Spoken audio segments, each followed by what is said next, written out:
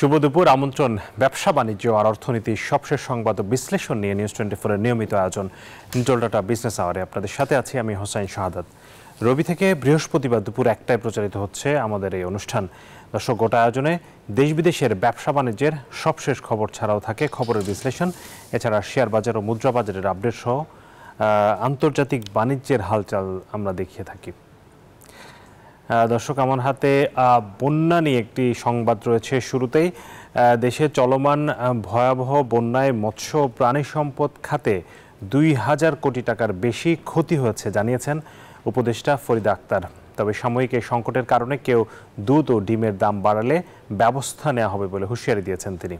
রোববার সচিবালয়ে বন্যায় ক্ষয়ক্ষতি ও করণীয় নিয়ে ব্রিফিংয়ে উপদেষ্টা ফরিদা আক্তার এ বিষয়ে ব্যবসায়ীদের সতর্ক করেন। তিনি বলেন, বন্যায় 12 জেলায় ডিম দুধসহ প্রাণী সম্পদ খাতে ক্ষতির পরিমাণ 411 কোটি টাকা আর মৎস্য খাতে ক্ষতি 1590 কোটি টাকা।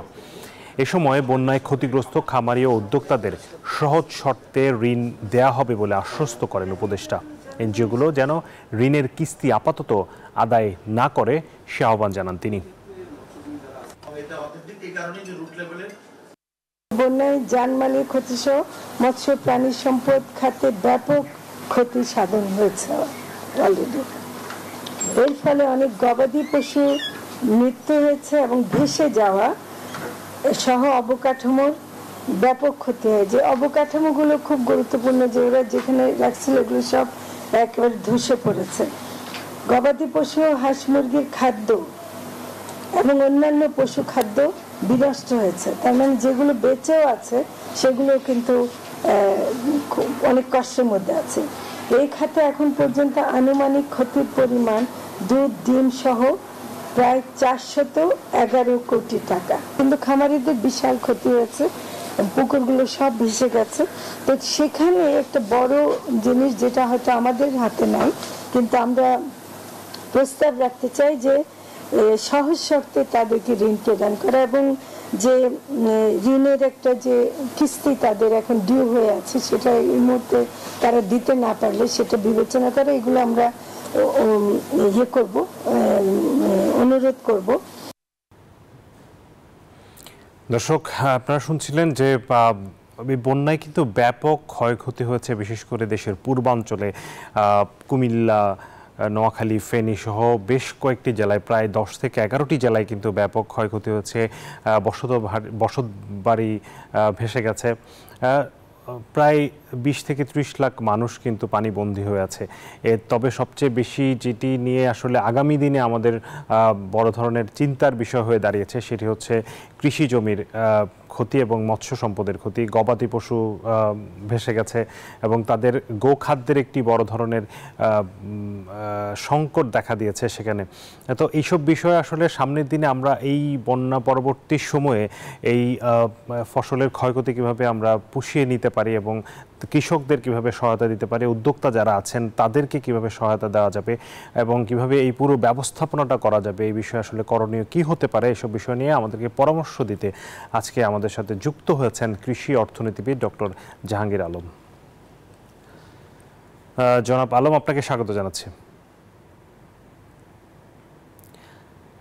জি, আপনার কাছ থেকে যেটি প্রথমেই জানতে চাইবো যে ক্ষয়ক্ষতির হিসেবটা গতকাল দেয়া হয়েছে সেটি আর্থিক অর্থে ক্ষয়ক্ষতিটা আপনার কাছে কি কোনো ধরনের অ্যাসেসমেন্ট আপনি করতে পেরেছেন কি না, যে খোঁজখবর নেওয়ার ক্ষেত্রে কেমন আসলে পরিস্থিতি সেখানকার? আমরা জানি যে গ্রামের মানুষ সাধারণত কৃষি এবং গবাদি পশু তাদের আসলে একটি আয়ের একটি বড় সম্বল হয়ে থাকে। সেই জায়গাটাতে আসলে ক্ষয়ক্ষতির বিষয়টা কেমন হতে পারে এখন সেখানকার পরিস্থিতি? এখন যদি আমরা সারা বাংলাদেশের প্রেক্ষাপটে চিন্তা করি, যে এলাকায় বন্যা হয়েছে দেশের মধ্য পূর্বাঞ্চল, দক্ষিণ পূর্বাঞ্চল এবং উত্তর পূর্বাঞ্চল, এটা যদি আমরা বিবেচনা করি তাহলে দেখা যাবে যে সর্বোচ্চ 20% আমরা বন্যা কবলিত হয়েছে। তবে যে এলাকায় বন্যা হয়েছে সেটা ভাল বন্যা এবং স্মরণকালের মধ্যে বেশি বন্যা হয়েছে বলে মনে হয়। এবং যেখানে বন্যা হয়েছে সেখানে সবকিছুই ক্ষতিগ্রস্ত হয়েছে, অর্থনৈতিক কাঠামো ভেঙে পড়েছে, এবং ফসলের ক্ষতি হয়েছে, গবাদি পশু, হাঁস মুরগি, যেটা একটু আগে আমরা শুনছিলাম, গবাদি পশু হাঁস মুরগি প্রচুর ক্ষতি হয়েছে, হাঁস মুরগি ভেসে গেছে, আর বিশেষ করে মাছের ঘের এবং পুকুরের মাছ সেগুলো সবই বেরিয়ে গেছে। এমন একটি পরিস্থিতিতে আমাদের কৃষকের সবচাইতে বেশি ক্ষতি। বন্যা যখনই হয় তখনই গ্রামীণ এলাকায় কৃষি খাতের ক্ষতি হয়, অকৃষি খাতে যে ক্ষুদ্র ক্ষুদ্র কারখানা, ক্ষুদ্র কুটির শিল্প, এইগুলো ক্ষতি হয়। তো সবচেয়ে বড় ক্ষতি কৃষকের, কারণ কৃষির উপরে গ্রামীণ অর্থনীতি সব বহুলাংশে নির্ভরশীল। সেই ক্ষেত্রে আমাদের যে ক্ষতি হয়েছে এটা মারাত্মক ক্ষতি হয়েছে। যে এলাকায় ক্ষতি হয়েছে সেই এলাকায় মারাত্মক হয়েছে। সারা বাংলাদেশের সঙ্গে যদি তুলনা করা তাহলে তত বেশি মনে হয় না, কিন্তু এলাকার জন্য খুবই বড় ক্ষতি। যারা ক্ষতিগ্রস্ত হয়েছে তাদেরকে সম্পূর্ণভাবে নতুন করে পুনর্বাসিত হতে হবে। এবং কৃষির সম্পর্কে মাঠে যেই ফসল কৃষির ক্ষেত্রে যদি আমরা চিন্তা করি তাহলে বন্যাটা হঠাৎ করে হয়েছে এবং আগের কোনো প্রিপেয়ারনেস আমাদের ছিল না, যে কারণে আর্লি ওয়ার্নিং যেটাকে বলা হয় সেটা ছিল না, যে কারণে অনেক আউশ ধান যেটা পেকে গিয়েছিল সেই আউশ ধান তো কাটা যায়নি, বেশ কিছু এলাকায় আউশ ধান কাটা যায়। তারপরে আমন ধানের সিডবেড থেকে আমন ধানের চারা গুজে দেওয়া হয়েছে, যদিও পূর্বাঞ্চলে সাধারণত একটু লেট হয়, আমন ধানের চারা গুজে দেওয়া একটু বিলম্বে হয়, হয়তো সিকিভাগ কিংবা অর্ধেক আমন ধান সিডবেড থেকে নিয়ে চারা গুজিয়ে দেওয়া হয়েছে। এটা সম্পূর্ণভাবে ক্ষতিগ্রস্ত হয়েছে এবং নতুন করে চারা গুজে দেওয়ার যদিও সময় আছে এখনো, কারণ আমাদের কিছু নাবি জাতের যে লেট টিয়ামন যেটা, এটা হয়তো অগাস্টের শেষ ভাগ নাগাদও এটা গুজে দেওয়া যাবে। আর যেগুলো আমাদের উফসি ধান সেগুলো বন্যা পানি থাকলেও 1-2 সপ্তাহ পানি থাকলেও হয়তো তত ক্ষতিগ্রস্ত হবে না, আবার পুনরায় এগুলো গজিয়ে উঠবে। কাজেই এই দিক থেকে আমাদের নতুন ভাবে এই যে ধানের চারা রোপণ করা এটার সুযোগ আছে, এবং পুরনো যেগুলো বন্যা যদি দীর্ঘস্থায়ী না হয়, 1 সপ্তাহ 1.5 সপ্তাহের মধ্যে যদি পানি সরে যায় তাহলে উপসী যে ধানগুলো গুজে দেওয়া হয়েছে সেগুলো হয়তো সবই নষ্ট হয়ে যাবে। আরেকটি বিষয় হলো যে এখন তো আমাদের যে সময় তাতে করে আমাদের মানে যে ভেজিটেবলস, শাকসবজি, এগুলো তো সবই ক্ষতিগ্রস্ত হয়ে গেছে, ওগুলো আর কোনো অবশেষ। কাজে আমাদের সামনে রবি মৌসুম, যেটা শাকসবজির একটা বড় মৌসুম, এবং এটা সামনে আসছে। আমরা ইচ্ছা করলে আগাম রবি শস্য বুনে চাষাবাদের ব্যবস্থা করতে পারি, বিশেষ করে শাকসবজি চাষাবাদ আমরা এগিয়ে নিয়ে আসতে পারি, এবং এটা পোষানো খুব সম্ভব, অসুবিধা হবে না। এবং এরপরে আমাদের বড় মৌসুম আসছে। বড় মৌসুম হলো বড় মৌসুম, যেখানে প্রায় 54% ধান আমাদের বড় মৌসুম আসে। সেটার জন্য আমাদেরকে এখন প্রিপেয়ার হতে হবে, এখন থেকে প্রিপেয়ার হতে হবে। যেখানে বাধাটা হলো যে আমাদের যে ফার্টিলাইজার যেটা আমাদের আছে এখন মজুদ আছে, সেটাতে হয়তো 1-2 মাস চলবে উপরি প্রয়োগ, এরপরে যে উপরি প্রয়োগ হবে সেটা আমন ধানের উপরি প্রয়োগ, এটা পর্যন্ত হয়তো হবে, কিন্তু পরবর্তী আমাদের যে শাকসবজির জন্য যে মৌসুম সামনে আছে এবং এরপরে যে বড় মৌসুম, তার 40-45 লাখ টন সারের দরকার হবে। কিন্তু এখন আমাদের ব্যবসায়ী যারা আছে তারা খুব বেশি যে একটা এলসি খুলতে পারছে এবং সার আমদানি করতে পারছে, এটা সম্ভব না, হচ্ছে না। আর অপরদিকে আমাদের যে কারখানাগুলো আছে, 5টা সার কারখানার মধ্যে 4টাই প্রায় অচল আর একটা চলতেছে। কাজে এইখানে আমাদের খুব গুরুত্ব দিতে হবে, ফার্টিলাইজারটা যাতে অ্যাভেলেবল হয় সেটা আমরা আমদানি করে নিয়ে আসি, অথবা আমরা যদি উৎপাদন করি। আসলে উৎপাদন যদি করি তাহলে আমাদের অনেক লাভ, কারণ তার আমদানির দাম যেটা সেটার থেকে প্রায় অর্ধেক দামে আমরা এখানে উৎপাদন করতে পারি। কাজে উৎপাদনের উপর আমাদের গুরুত্ব দিতে হবে। রেশনিং করে হলো যে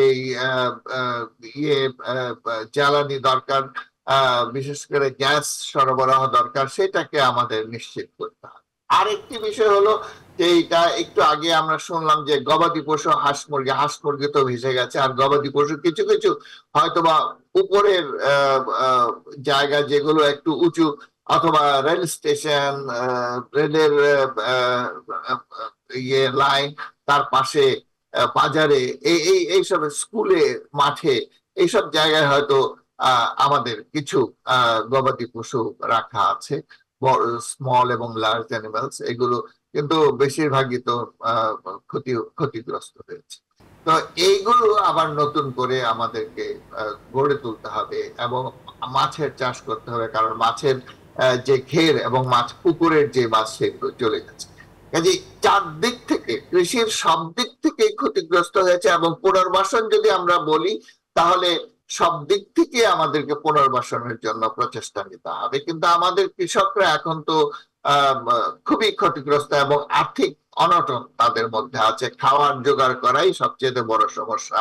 সেখানে কৃষি কাজ করা, নতুন করে ইনভেস্ট করা, এর জন্য তাদের যথেষ্ট বেগ পেতে হবে অর্থের সংকুলনের জন্য। এক্ষেত্রে বলা হচ্ছে যে সেখানে তাদেরকে সহজ শর্তে ঋণ দেওয়া হবে, কিন্তু সবসময় সব ঋণ কৃষকের কাছে পৌঁছে না। আমার মনে হয় যে এই সময়ে আর্থিক সহায়তা, যে নগদ সহায়তা, যেটা কৃষকের কাছে পৌঁছে দেয়া, এটা সরকারি ভাবে হোক বেসরকারি ভাবে হোক, এটা করা দরকার। আমাদের যে ত্রাণ কর্মী যারা আছেন বিভিন্ন সময় বিভিন্ন জায়গায় ত্রাণ নিয়ে যান, তারা সাধারণত কিছু খাবার, শুকনো খাবার, কিছু কাপড়, এইগুলো দিয়ে যান, কিন্তু আমাদের কৃষকের প্রয়োজনে যেই অর্থের প্রয়োজন, সেই অর্থটা যোগান দিতে হলে নগদ সাহায্য দরকার। এই নগদ সাহায্যটা আমাদের যারা ব্যক্তিগতভাবে যারা ত্রাণ নিয়ে যান তাদের যেমনি বিবেচনা করতে হবে, তেমনি ভাবে সরকারকেও বিবেচনা করতে হবে যে কিভাবে নগদ সহায়তা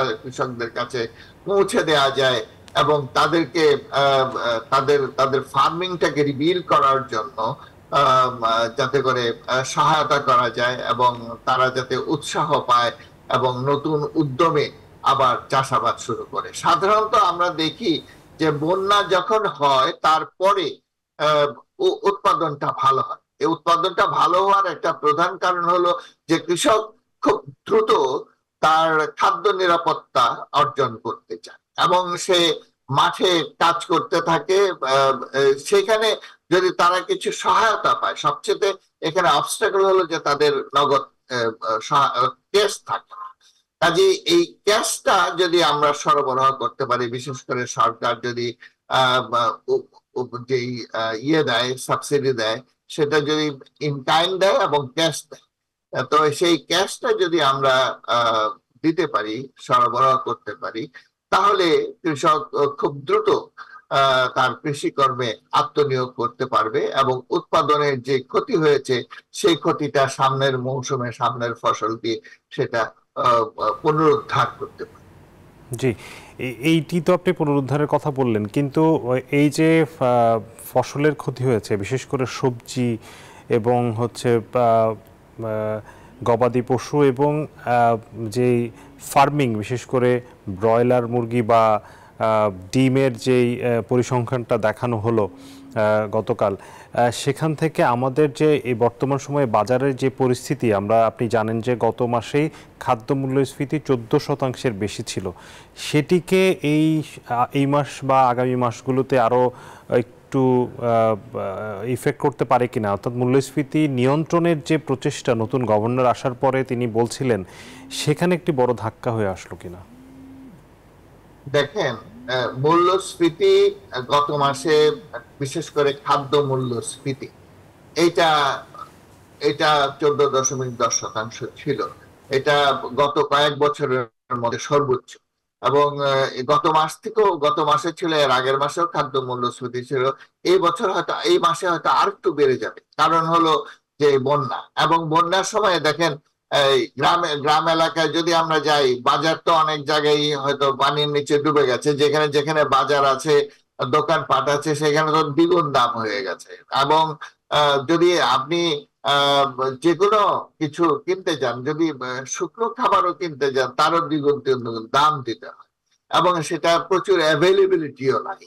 এমন একটা পরিস্থিতিতে যদি নৌকা দিয়ে পারাপার হতে হয় বন্যা দুর্গত এলাকায়, সেখানেও যারা নৌকা দিয়ে পারাপার করে তাদের দ্বিগুণ তিনগুণ দাম দিতে হয়।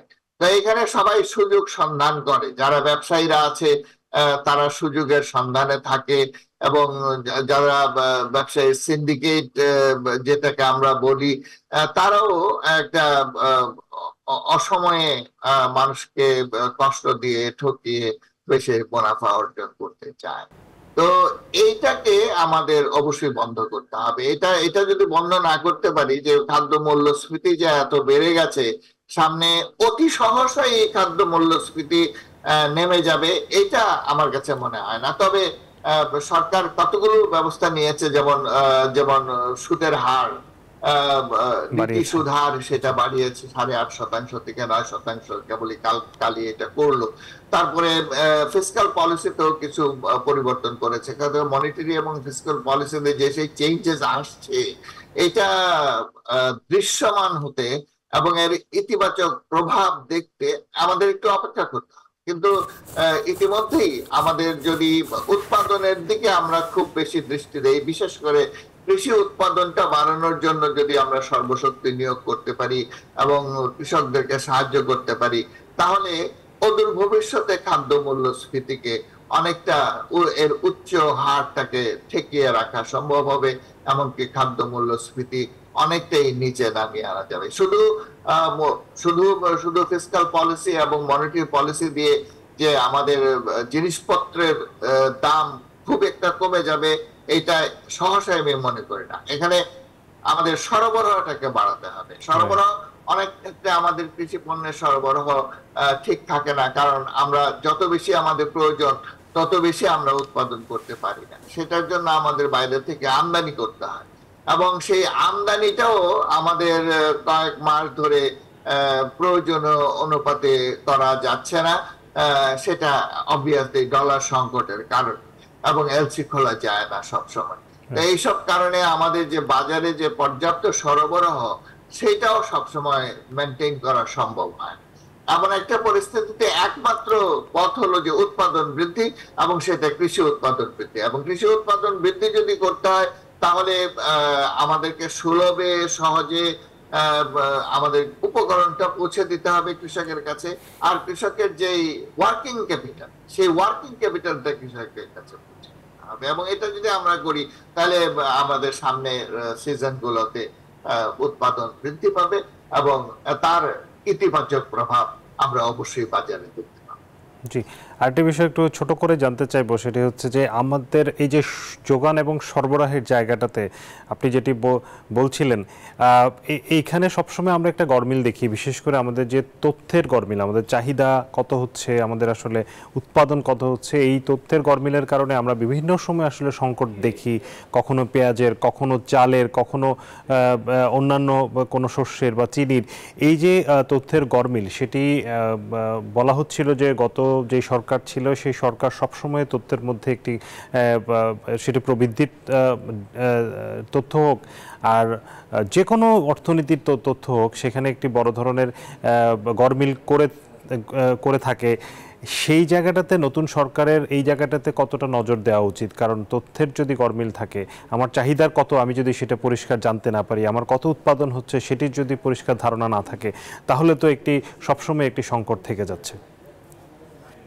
দেখুন, আপনি ঠিকই বলেছেন। আমাদের গত কয়েক বছর ধরে আমরা দেখে আসছি যে আমাদের যে উৎপাদন হয় সেটা অনেক সময় ওভার এস্টিমেট, কিন্তু আমাদের যে চাহিদা সেটা অনেক সময় আন্ডার এস্টিমেট। তো এইটা আমরা সবসময় অবজার্ভ করেছি, এবং এই ব্যাপারে আমরা সবসময় বলছি। আরেকটি বিষয় হলো যে আমরা যে বিবিএস এর যে ডেটা পাই উৎপাদন সম্পর্কে, সেইটা আমরা অনেক দেরি করে পাই। যেমন আমাদের বিভিন্ন ফসলের উৎপাদন, এটা অনেক দিন পরে তারা এটা এস্টিমেটটা তারা প্রকাশ করে, জনসমক্ষে প্রকাশ করে। তো কাজেই এখানে আমাদের খুব সমস্যা আছে, এবং এই সমস্যাটা দূর করতে হবে। এবং সাম্প্রতিককালে বর্তমান যে নতুন সরকার, তারা বলছে যে আমরা স্ট্যাটিস্টিক্সটা ঠিকভাবে দেব এবং সময় মতো দেব, এবং সেটা যদি করা যায় তাহলে আমরা আমাদের প্রয়োজন, আমাদের সরবরাহটা কত আছে, আমাদের প্রয়োজন কত, এটা আমরা জানতে পারি। এবং আমাদের যদি ঘাটতি থাকে সেটা আগাম আমরা বিদেশ থেকে আমদানি করে সেই ঘাটতিটা মেটানোর জন্য চেষ্টা করতে পারি। তো এইটা যদি আমরা করতে পারি এবং এবং সঠিক তথ্য যদি আমরা উপস্থাপন করি দেশের সামনে এবং সঠিকভাবে যদি আমরা পরিকল্পনা গ্রহণ করতে পারি আমাদের খাদ্যের জন্য এবং অন্যান্য নিত্য প্রয়োজনীয় জিনিসপত্রের জন্য, তাহলে এটা আমাদের যে উচ্চ মূল্য যেটা আছে এবং ক্ষণে ক্ষণে যে আমাদের সরবরাহ সংকট হয় সেটাকে কমিয়ে আনা হয়তো ভালো ব্যবস্থাপনা করা যাবে। আপনাকে অনেক ধন্যবাদ জনাব জাহাঙ্গীর আলম আমাদের সাথে সময় দেওয়ার জন্য। দর্শক, বন্যায় কৃষিতে ক্ষয়ক্ষতি এবং আগামী দিনের করণীয় নিয়ে আমরা কথা বলছিলাম। আমাদের সাথে যুক্ত ছিলেন কৃষি অর্থনীতিবিদ ডক্টর জাহাঙ্গীর আলম।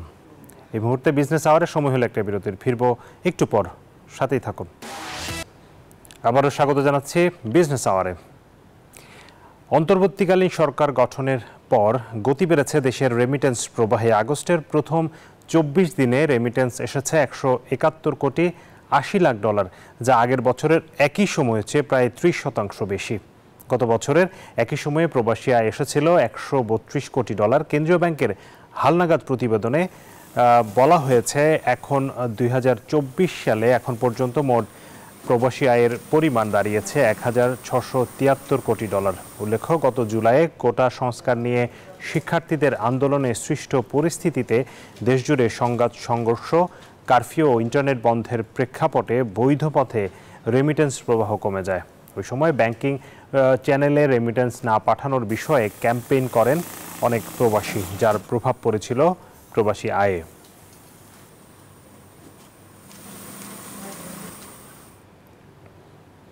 এবার শরিয়া ভিত্তিক সোশ্যাল ইসলামী ব্যাংকের পরিচালনা পর্ষদ ভেঙে দিয়েছে বাংলাদেশ ব্যাংক।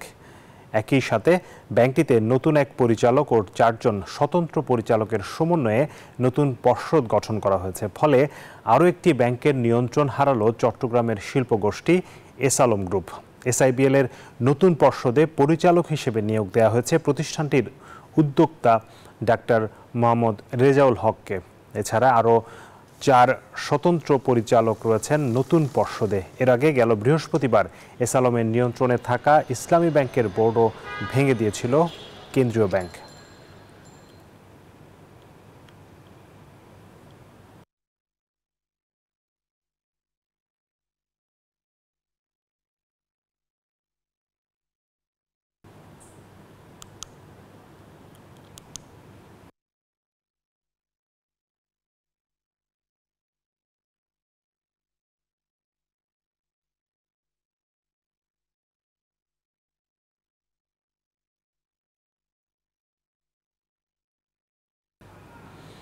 দর্শক, আমরা এই মুহূর্তে জানাতে চাই প্রতিদিনের মতোই মুদ্রা, স্বর্ণ, রূপার বাজারের আপডেট ও দরদাম। শুরুতেই মুদ্রা বাজার পরিস্থিতি।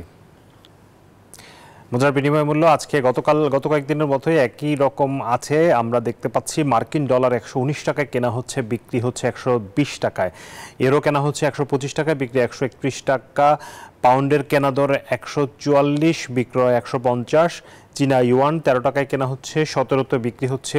সৌদি রিয়ালের কেনা দর 29 টাকা, বিক্রয় 31 টাকা। ভারতীয় রুপি কেনা হচ্ছে 1 টাকা 38 পয়সায়, বিক্রয় 1 টাকা 45 পয়সা।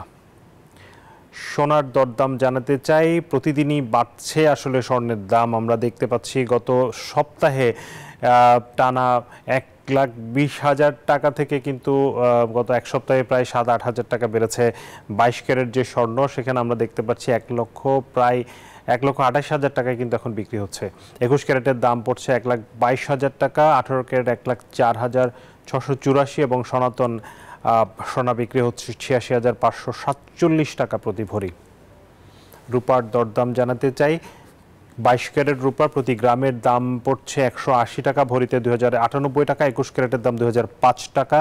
18 ক্যারেট 1714 এবং সনাতন রূপা বিক্রি হচ্ছে 1282 টাকায়। দর্শক, বিজনেস আওয়ারে আরও একটি বিরতির সময় হলো। দেশ ও বিশ্ব বাণিজ্যের খবর নিয়ে ফিরবো একটু পর, সাথে থাকুন। আবারও স্বাগত জানাচ্ছি বিজনেস আওয়ারে। এবারে জনপদের শিল্প ও বাণিজ্যের খবর।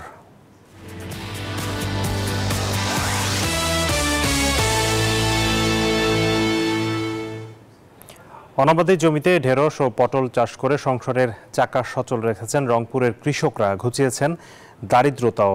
আর তাদের লাভের পরিমাণ বৃদ্ধি করতে বিভিন্ন পরামর্শ দিয়ে সহযোগিতা করছে কৃষি বিভাগও। রেজাউল করিম মানিকের রিপোর্ট।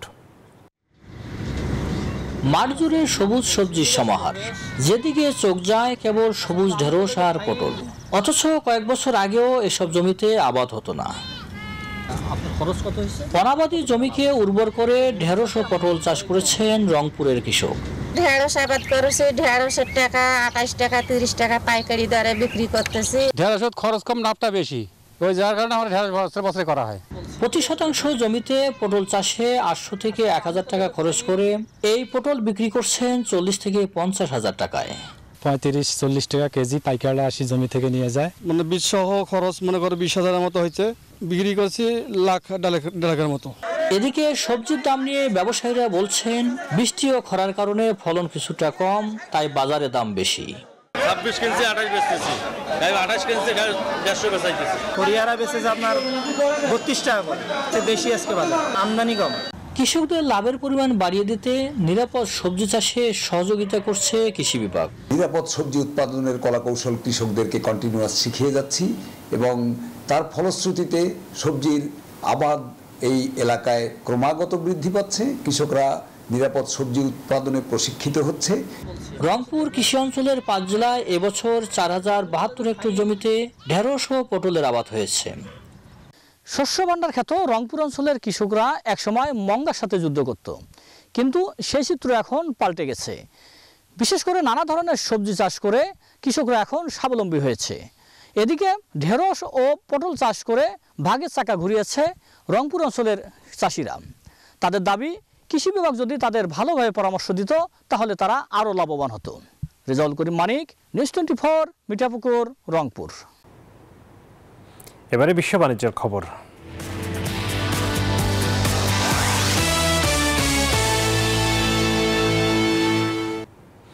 চলতি বছরের এপ্রিল-জুন প্রান্তিকে গেল বছরের একই সময়ের তুলনায় কানাডার কর্পোরেট কোম্পানিগুলোর আয় 1.5% বেড়েছে।